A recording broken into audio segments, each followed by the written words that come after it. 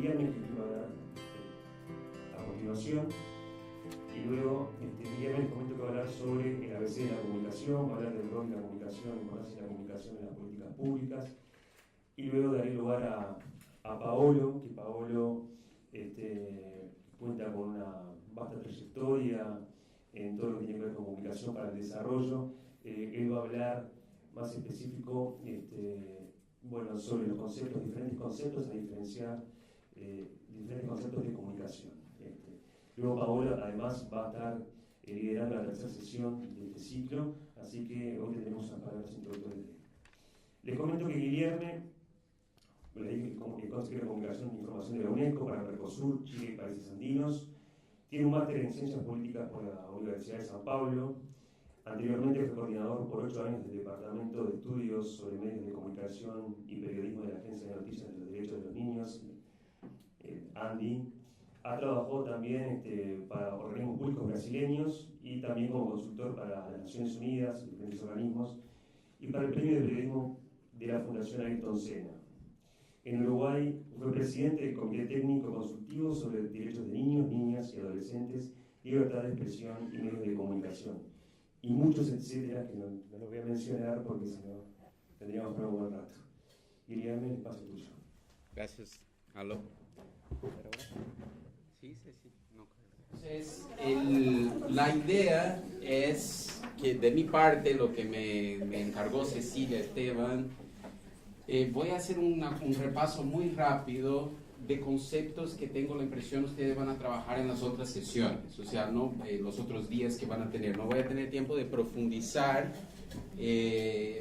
pero sí vamos a ver cuál es un poco la ruta que hoy estamos trabajando en varios países del mundo en este concepto de comunicación pública, ¿no? O sea, las oficinas de comunicación pública que empezaron como marketing de las autoridades en todas partes del mundo. Nadie quería hacer comunicación para realmente los derechos de las personas, querían hacer comunicación para proteger a los ministros y a los presidentes y a quien sea, y para valorar sus egos.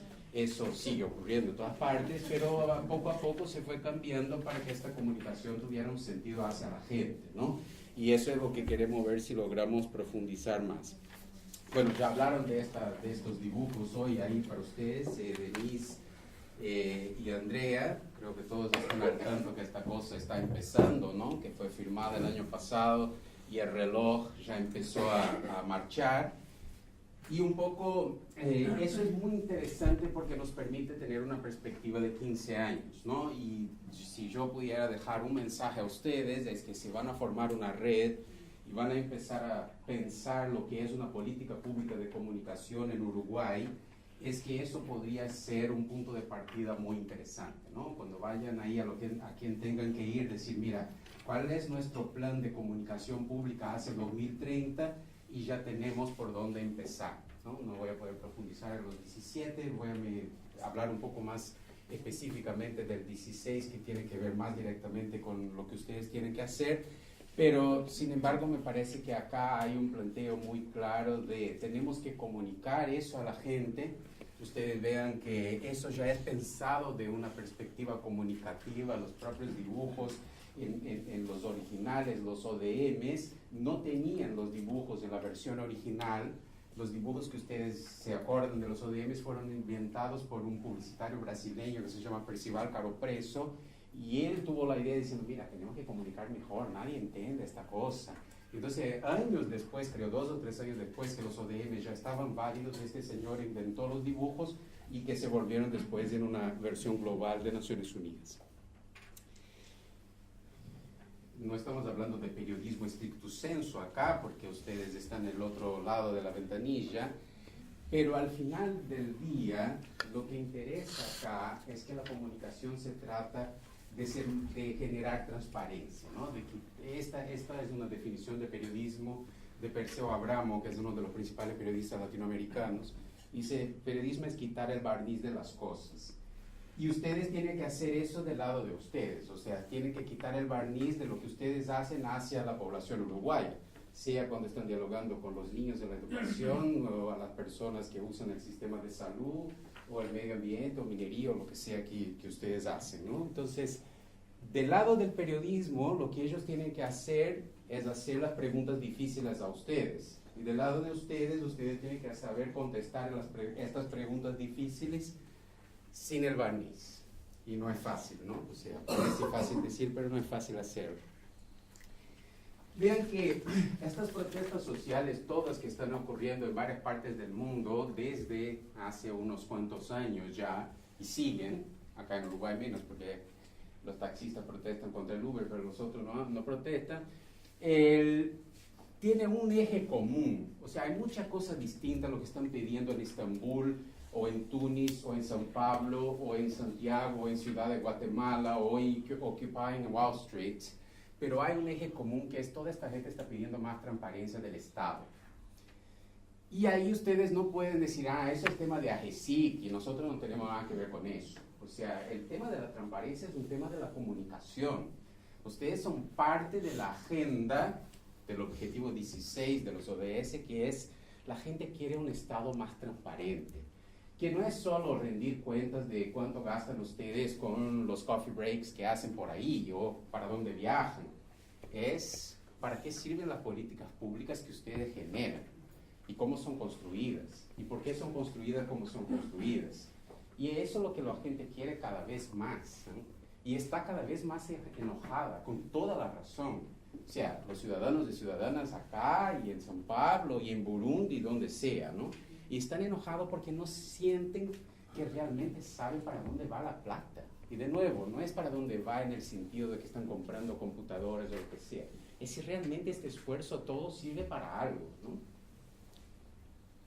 Y entonces, claro, hacemos cosas del tipo, hacemos una ley de acceso a la información pública, pero después ponemos unos tiburones para que entre en la oficina de acceso, ¿no? O sea, porque decimos que tenemos transparencia, que comunicamos, pero la cosa más difícil del mundo es que la gente realmente sepa cómo hacer. O sea, tenemos leyes de acceso a la información secretas, nadie sabe que existen, que pueden usarla, cómo se usa, para qué sirve, ¿no? Y de nuevo, el error es de ustedes, ¿no? O sea, que no saben comunicar esta cosa a los ciudadanos y las ciudadanas de la manera más fácil y eficiente posible. Ahora, de nuevo, la agenda de la transparencia tiene que ser entendida en su complejidad, y ahí la comunicación para mí debería ser el centro de esta estructura, porque no es de nuevo solo la transparencia fácil de poner el presupuesto en la internet. Está bien, hay que hacer eso, pero eso es muy poco, eso es solo el principio. Estamos hablando de otras cosas, estamos hablando de acceso a la información, estamos hablando de participación, de hacer con que la gente sea comprendida como sujetos de derecho. Y eso tendría que estar en el discurso de la comunicación, pero no en el día que ustedes van a lanzar la política A, B o C, desde el principio de la concepción de la política pública, ¿no? Y de nuevo, para nada es fácil porque hace 20 años que estamos diciendo eso y no marcha. La primera dificultad que tenemos acá es una dificultad incluso lingüística en las lenguas latinas, porque nosotros no tenemos una palabra distinta para política partidaria y para la política pública. Y entonces empieza la confusión, porque hacemos mucha comunicación para politics, pero hacemos poca comunicación para policy. Y hoy yo no voy a hablar nada de politics con ustedes, o sea, eso cada uno sabe cómo lidiar con sus propias autoridades y con sus idiosincrasias y cuando se olvidan del ribotril. Pero voy a hablar de comunicación para la policy. O sea, cómo hacemos comunicación para política pública, ¿no? Es por supuesto que eso es importante, ¿eh? Es parte de la democracia. Politics no quiere decir que la gente es corrupta y que está haciendo cosas malas ni nada de eso. Pero el marketing político es otra cosa, que también es relevante, pero igual hay gente mucho más interesante y haciendo cosas mucho más competentes en politics que en eso. Mismo en el periodismo, si yo estuviera hablando para periodistas acá de la sala de redacción, diría a ellos que cubren mucho mejor politics que lo que cubre policy. Y por eso quizás ustedes, y cuando estoy hablando de ustedes, no es ustedes acá de Uruguay, diría lo mismo en Brasil, en Argentina, en Perú, donde sea, tienen la vida fácil. Porque cuando los periodistas empiezan a saber a cubrir policy, ahí la cosa va a quedar fea para ustedes, que hoy no saben, tienen la vida tranquila, ¿no? Porque hacen las preguntas más o menos difíciles acá, pero no acá. Entonces, ojo, pero un día van a llegar, porque estamos diciendo a ellos que tienen que hacer eso. Entonces, para hacer bien eso, hay que comprender el ciclo de las políticas públicas y construir la estrategia comunicativa a partir de este ciclo de la política pública. Y por supuesto, de alguna manera es el momento donde hay un overlapping muy claro entre el politics y la policy. Es que el ciclo de la política pública empieza con el periodo electoral. Y entonces, ahí, en el momento en que la gente hace promesas, que deberían ser programas de políticas públicas, la comunicación de las políticas públicas debería empezar. O sea, muy bien, ¿qué queremos con eso, no? De alguna manera, quien está en el Estado en aquel momento está sugiriendo cosas hacia adelante, ¿no? O sea, para los próximos 15 años, para la Agenda 2030. Pero eso empieza en el momento que el ciclo electoral está reprogramando lo que se quiere del país hacia no sé cuándo, ¿no? Pero saben cómo son las promesas y el infierno, ¿no? Siempre están llenos de estas cosas. Muy bien, una vez que se decide elegir este o aquel programa político partidario, el tipo toma la posesión el día tal de marzo acá, o el 1 de enero en otros, o lo que sea. Hay un primer momento fundamental del proceso comunicativo, que es el proceso decisorio. O sea, que en general nadie llama a los comunicadores en este momento, y ahí empieza todo el ciclo de errores, que es qué temas vamos a priorizar. Y seamos sinceros, el presupuesto es corto, no se puede hacer todo, los ciudadanos quieren todo, con toda la razón del mundo, pero el Estado no puede entregar todo. Entonces hay un primer desafío comunicativo, que es decir, ¿por qué priorizamos las cosas que priorizamos? Y de nuevo, eso no es fácil y la gente no entiende.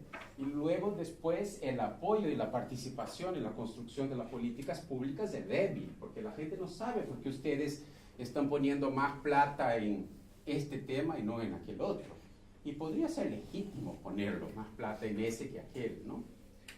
Por ejemplo, la política de salud de un país como Brasil pone más plata en el sector de HIV-Sida que en el sector de malaria y enfermedades tropicales. Bueno, es posible que haya una razón para una decisión como esta, porque hay muchos enfermos de enfermedades tropicales en Brasil que HIV-Sida. Pero hay que comunicar por qué. No estoy haciendo un juicio de valor que es mala la decisión, pero nadie sabe por qué. Y además hay un poco eso que dicen, bueno, pero la gente no tiene que saber tanto, ¿no? O sea, al final decimos que estamos haciendo bien. Entonces, un primer momento es este, ¿no? O sea, nosotros tenemos que decir a nuestros tomadores de decisión que ellos no pueden dudar tanto, ¿no? O sea, que ustedes tienen que saber por qué las decisiones son tomadas como son y tienen que comunicarlas, ¿no? Bueno, elegidos los temas, sigue un otro momento complicado que todavía no es el momento de lanzar la política, que es vamos a planificarlas. Y estamos todos de acuerdo que es bueno y que vamos a invertir toda la plata en los niños de 0 a 6, educación infantil. Pero dentro de eso, tomada esta decisión que esta es la prioridad, construir política pública educacional para 0 a 6, hay una infinidad de posibilidades que no son necesarias. No hay una fórmula mágica de decir es mejor tener una educación a la Piaget que a la Montessori que a la no sé quién. Y de nuevo, en la planificación, la comunicación va a tener que explicar eso. O sea, ¿por qué estamos decidiendo que va a ser escuela integral o no sé cuánto? ¿Por qué vamos ahora a decidir, según la Convención de los Derechos de la Persona con Discapacidad, que la educación uruguaya va a ser inclusiva siempre? ¿Qué quiere decir eso? ¿Cuáles son los desafíos? O sea, esta etapa de la política pública también depende de un diálogo con la sociedad y de un diálogo realmente participativo, y sin comunicación eso no se hace, ¿no? Muy bien, entre este momento que se planifica y el momento siguiente, que es el momento de la aprobación de las políticas por las autoridades y las instancias que son necesarias, es el momento donde entran ustedes. Antes mismo de enviar la ley al Congreso, lo que sea, ustedes lanzan la política pública. Y es el momento del orgasmo, o sea, donde ustedes y los periodistas están todos felices, llaman a una conferencia de prensa, lanzan que van a hacer la política, no sé de las cuantas, el plan, no sé cuál, y es donde se cubre la cosa. Y es el momento fuerte de la comunicación, del marketing sobre estos temas y de hablar con la gente, que está bien, hay que hacerlo. Sin embargo, después de eso, todos se olvidan del ciclo de la política pública. Ni la prensa va a saber lo que realmente pasó con los programas que ustedes lanzaron, y ustedes ya están en otra. ¿Cuál es el próximo lanzamiento? ¿No? ¿Cuál es el próximo desayuno con periodista? ¿Qué vamos ahora a hacer? Y bueno, y la gente de a pie del tercer piso va a tocar la política pública que ustedes lanzaron, y ustedes nunca la más van a ver, excepto cuando pasa algo mal. Porque ahí van a llamar a ustedes, mira, ese no hizo bien, y la licitación estaba mal, y no sé qué cuánto, y ahí, bueno, tienen que llamar a ustedes para ver cómo contener la prensa que viene con sangre en los dientes. Hay un momento que la mayoría de nosotros nos olvidamos en este proceso de las políticas públicas, que es el momento de aprobación de estas políticas. Entonces, bueno, tocamos el bombo, el tambor, que se lanzó, que no sé qué, cuando apenas se está enviando la propuesta al Congreso. Y después hay una Suprema Corte que a veces no está de acuerdo siquiera con lo que el Congreso aprobó. Entonces, también es parte del ciclo de las políticas públicas y tiene una labor comunicativa decir a la gente que eso es una democracia y que no depende solo de ustedes. Alguien tiene que aprobar estas cosas. Y a veces no aprueban exactamente como fue anunciado. Y entonces es parte del ejercicio de construcción de ciudadanía que la gente entienda que, bueno, la gente puede cambiar los proyectos, ¿no? La sociedad civil a veces dice, pero nosotros trabajamos en este proyecto y no sé cuánto política pública y ahora el Parlamento tiene que aprobar exactamente como se envió, ¿no? Pero entonces cierren esto y gobernamos nosotros, los iluminados. No, no funciona así. Y la gente tiene el derecho de saber cómo funciona este ciclo de construcción. Muy bien. Viene el momento donde menos se habla, no, menos no, el otro es menos ahí todavía, pero este se habla poco, tanto en la prensa, en los que cubren, como ustedes, que es el momento de implementación de las políticas públicas. Hace unos años en Brasil lanzaron un programa que se llamaba Primero Empleo. Y este programa significaba que los empresarios que contrataran a jóvenes, no sé de qué edad, tenían un descuento en los impuestos y el diablo que sea, ¿no? Bueno, convocaron la prensa y todo, y el ministro, el presidente, no sé qué cuánto, invirtieron 200 millones de reales, en aquel momento eran casi 200 millones de dólares, en la construcción del programa y tal, y los banners, los logos y todas estas cosas que la gente se preocupa. Y bueno, y lanzaron la cosa que parecía muy interesante. 6 meses después de lanzado el programa, una única periodista, imagínate Brasil, no es que estamos hablando ahí, miles de opciones, decidió ver lo que estaba pasando con esto, ¿no? Y descubrió que después de 6 meses, el programa había generado un empleo. O sea, el trabajador más caro de la historia de la humanidad. Entonces ahí hay, esta periodista que es brillante, se llama Marta Salomón, ganó un montón de premios con esta historia, pero ahí hay, no es valorar el trabajo de Marta, que así que hay que valorar. El problema no es que Marta hizo eso y está tan brillante. El problema es todo lo demás. Los periodistas y las periodistas que nunca se recordaron de ver lo que estaba pasando, o sea, faltó el papel, el rol de perro guardián de la prensa, pero también el problema de los comunicadores del gobierno, que nunca más quisieron hablar de la historia, ¿no? Entonces vean que la implementación acá es central, y no quisieran hablar porque estaba mal, quizás si se hubieran comunicado mejor, la implementación también habría sido mejor. Y no estoy hablando que hubo corrupción ni nada de eso, puede ser que sí. Aunque no haya corrupción, el problema es un problema de eficiencia del Estado, en lo cual la comunicación puede ayudar mucho a mejorar, ¿no? Y entonces, claro, hacemos estos proyectos maravillosos, pero al final vamos a tener un gran problema de cambio climático y después es como la montaña parió un ratón, ¿no? O sea, bueno, al final vamos a poner papeleras reciclables, como si eso fuera a resolver el problema del universo, ¿no? Está bien, hay que hacer eso, pero la política pública es mucho más compleja que eso, ¿no?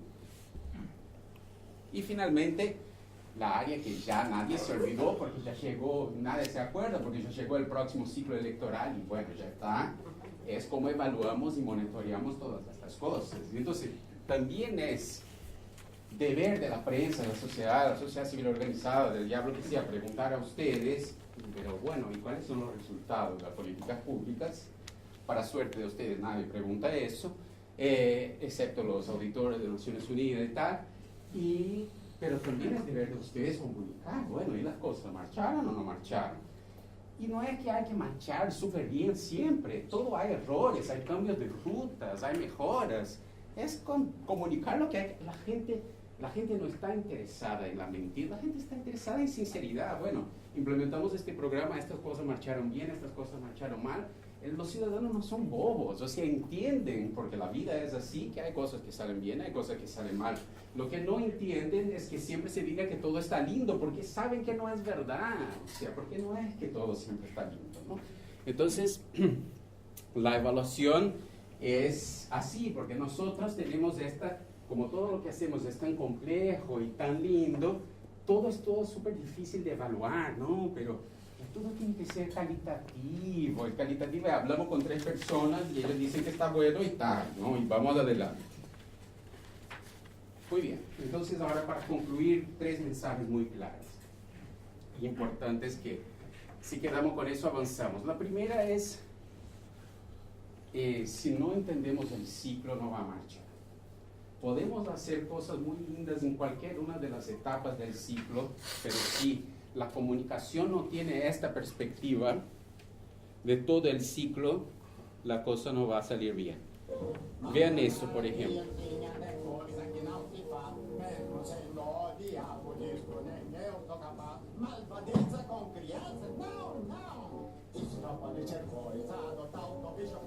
Bela língua devagar, muito bem dos meus papunzinhos. Criança maltratada é coisa da bruxa malvada. Que calúnia, minhas bruxinhas, tanto bem. É assim, nunca se esqueça.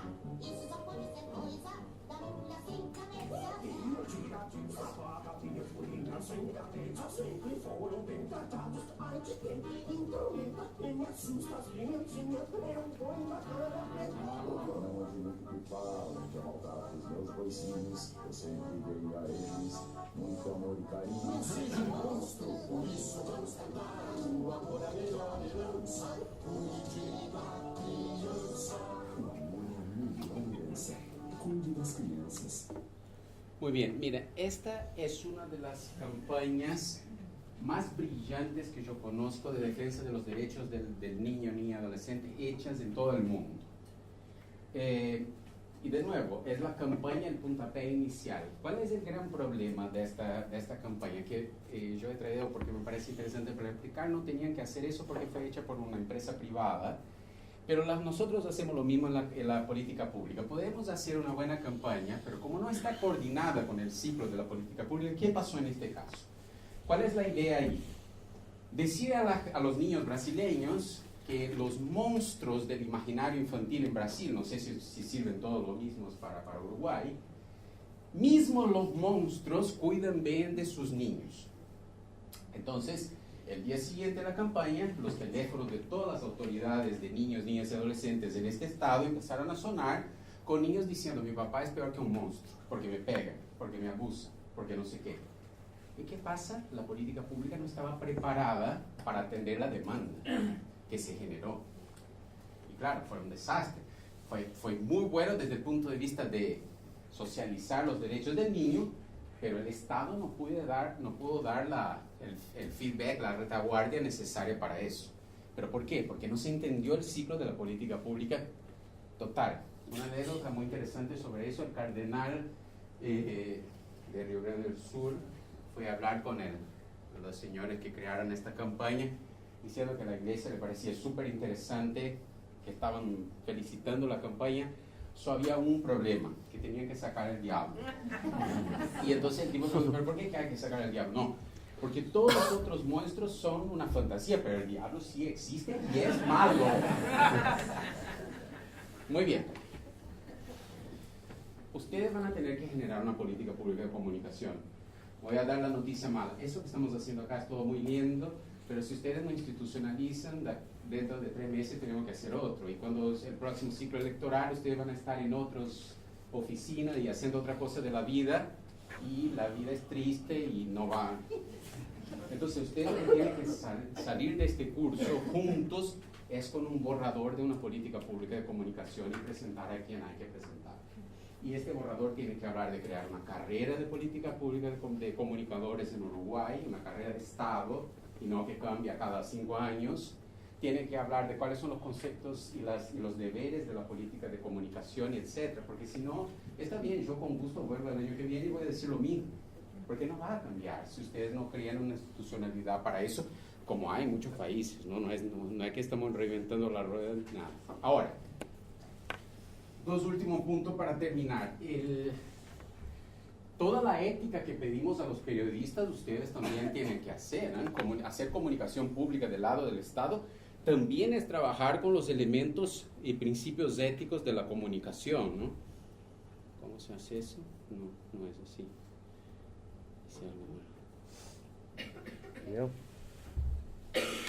Vean eso. This deserves a lot of respect. Raymond Aaron Hunt put himself forward for the FIFA Fair Play Award. But what did he do? Raymond led 2-0 in their relegation 6-pointer with Nürnberg when this happened in FCN's penalty area. Put it straight to the spots. Oh, Ronaldo can't believe it. Running through it. He seemed to go down so easily. But he's gone straight to the referee. Well, now there's a great piece of sportsmanship. Hunt said, no, it wasn't a penalty. Hunt wasn't the only one on the pitch. ¿Ustedes pueden imaginar lo que eso significa? El costo de un partido en la liga alemana es más que el sueldo de todos nosotros que estamos acá por 3 años. Y este tipo dijo, no, no fue penal. Y no fue penal y el árbitro ya había marcado. O sea, esta historia que, bueno, somos éticos, pero a veces, porque nuestro ministro, no, ética es ética. O sea, como decía Einstein, no hay relatividad en la ética, hay en la física. O sea, y ahí esta política pública que ustedes van a tener que generar, el primer capítulo es que la comunicación pública tiene que ser gestionada con los mismos principios éticos que se gestiona la comunicación. Y de nuevo, no es nada fácil, yo sé, estoy diciendo. Y para el último. Todas las veces que voy a decir esta cosa, la gente quiere saber, pero ¿cómo usamos el Twitter y las redes sociales y todo esto fetiche, ¿no? O sea, ahora es Snapchat y no sé qué, y cada vez que surge una cosa nueva, paran todas las máquinas y vamos de nuevo, ¿no? Es claro que hay que usar redes sociales y Twitter, Snapchat y el diablo que sea. Sin embargo, lo que estamos hablando acá son de principios, y es estos principios rectores que van, sea cual sea la tecnología, determinar si la comunicación pública es buena o es mala, ¿no? Entonces, el último, 1 minuto. These are the other potentials we can read here.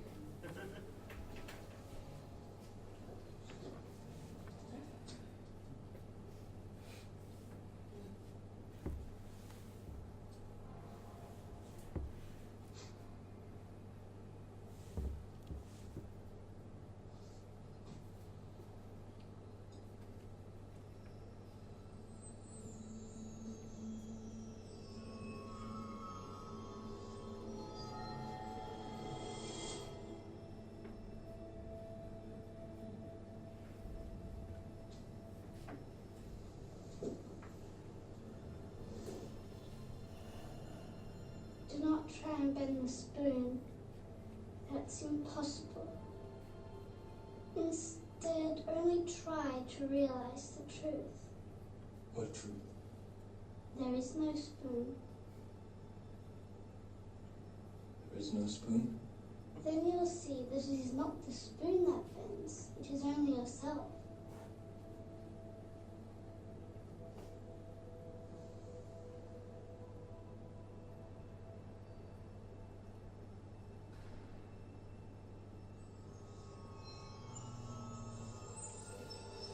The Oracle will see it now. Muy bien, se trata de ustedes, que ustedes hagan el cambio, no de la tecnología. Gracias.